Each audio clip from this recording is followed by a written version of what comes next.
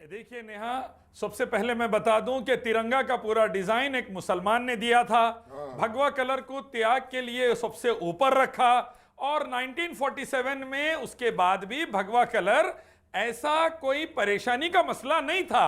लेकिन बाबरी मस्जिद टूटने के बाद से 2002 के गुजरात के फसादात के बाद से भगवा कलर पहनकर, भगवा खंडवा पहनकर ऐसा आतंक मचा देश में कि हजारों मासूमों का खून बहा, लिंचिंग शुरू हो गई, गली गली मासूम मारे जाने लगे, जबरदस्ती जय श्री राम बोले जाने लगा और ऐसा कर करके देश को टुकड़े टुकड़े गैंग टुकड़े करने तक हो गई। ये भगवा का रिश्ता हमें लग रहा है सिर्फ उसी से है जो आप जिक्र कर रहे हैं शराफुद्दीन जी। एक मिनट, नहीं, भगवा का इतिहास यही है, भगवा का रिश्ता इसी से है बस, भगवा का और कोई महत्व नहीं है। इलियास शराफुद्दीन टीम को कहीं सर न फोड़ डाले। शराफुद्दीन जी, अगर कोई हरा झंडा लेकर अगर कोई कभी गलत काम करता है तो क्या उसकी वजह से जो हरा रंग है या जो हरा झंडा है वही बदनाम हो जाएगा क्या? जो आप कह रहे हैं समाज बदनाम होता उसकी वजह से, पूरा समाज बदनाम हो जाता है, समाज बदनाम होता उसकी वजह से। ऐसे ही भगवा को लेकर करे पूरा हिंदू समाज बदनाम हो रहा, पूरी गरिमा देश की पूरे विश्व में गिर रही है, पूरे देश को थूक रहे हैं पूरी दुनिया वाले। लिंचिंग के नाम से मशहूर हो गया देश हमारा, हमारा देश आईटी के नाम से मशहूर था, लिंचिंग के नाम से मशहूर हो गया और बर्बादी आ रही है। आपने भगवा वेशभूषा धारण कर रखी है, आप जरा शराफुद्दीन जी को बताइए क्योंकि इनकी समझ भगवा को लेकर बहुत कम है। जरा बताइए भगवा का महत्व, कि भगवा किस तरह से महत्व रखता है सर्वव्यापी। देखिए, जब सिख धर्म की बात आती है तो कहते हैं हजारों सर हमने वार दिए तब हमने केसरी रंग धारण करने का अधिकार पाया है। यानी कि ये हमेशा आपको अपने राष्ट्र के प्रति समर्पण, भक्ति, उसके प्रति बलिदान करना, राष्ट्र को ही श्रेष्ठ मानना, राष्ट्र को ही सर्वोपरि मानना और राष्ट्र की सुरक्षा के लिए जो भी बन सके करना, अपना सर्वोच्च बलिदान दे देना, यानी अपने प्राणों की आहुति दे देना। इसलिए इसको भगवा रंग को इसलिए माना गया। सब धर्मों के अंदर भगवा रंग को सम्मान दिया गया। अभी मैं अमीर खुसरो नाम के एक बुजुर्ग हुए हैं जो निजामुद्दीन औलिया की जो दरगाह थी वहां पर वो केसरिया रंगों की फूलों की चादर चढ़ाया करते थे।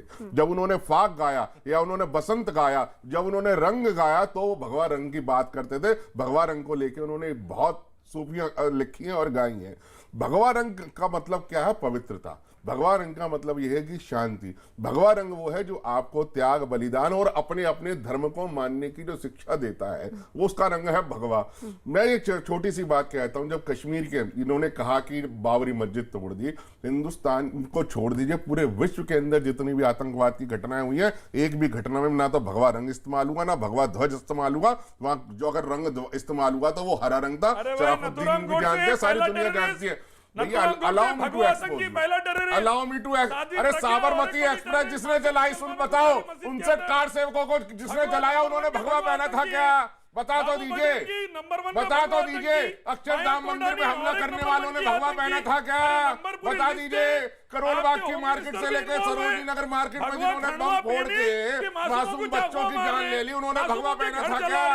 मासूमों को देश से बाहर निकाल रहे। क्या बाहर निकाल रहे? क्या बाहर निकाल रहे? अरे आपको अपने रंगों में तकलीफ है। वो एक ऑरेंज, सुन लो, खेलों के अंदर एक ऑरेंज कैप का जिक्र आता है। फुटबॉल में है या क्रिकेट में है, जो सबसे बेस्ट प्लेयर होता है उसको वो ऑरेंज कैप दी जाती है। पूछिए, अब तो कल को कह देंगे कि ये जो ऑरेंज कैप दी जाती है इसके अंदर भी प्रॉब्लम है, और वो ऑरेंज कैप हम नहीं देते। वो पूरे जो वर्ल्ड का सबसे बड़ी जो संस्था है खेलों की, वो उसको सर्वश्रेष्ठ खिलाड़ी को ऑरेंज कैप दी जाती है। फुटबॉल में है या क्रिकेट के अंदर है, इनको पूछिए प्रॉब्लम हो जाएगी। इलियास शराफुद्दीन, एक बात मुझे बताइए, आपको लगता है का प्रतीक है? एक मिनट इलियास शराफुद्दीन, एक बात बताइए, आपको ये लग रहा है कि मोदी सरकार के कहने पर ये, एक मिनट, आपको ये लग रहा है कि मोदी सरकार के कहने पर ये जर्सी टीम इंडिया को दी गई? आपको ये लग रहा है?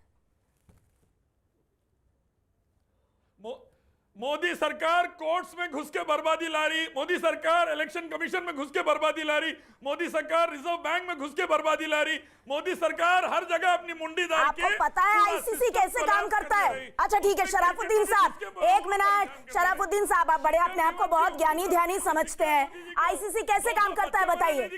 बीसीसीआई कैसे काम करता है बताइए? कार्यप्रणाली बताइए आईसीसी और बीसीसीआई की। भाई आईसीसी को रिकमेंडेशन मोदी सरकार की आदमी दी है ना। अच्छा, कहाँ पढ़ा आपने? कौन सी रिसर्च की? आदमी दिया। अच्छा। और बीसीसीआई मोदी सरकार के अंडर में चल रही। अच्छा, ये शराफुद्दीन नामा है क्या?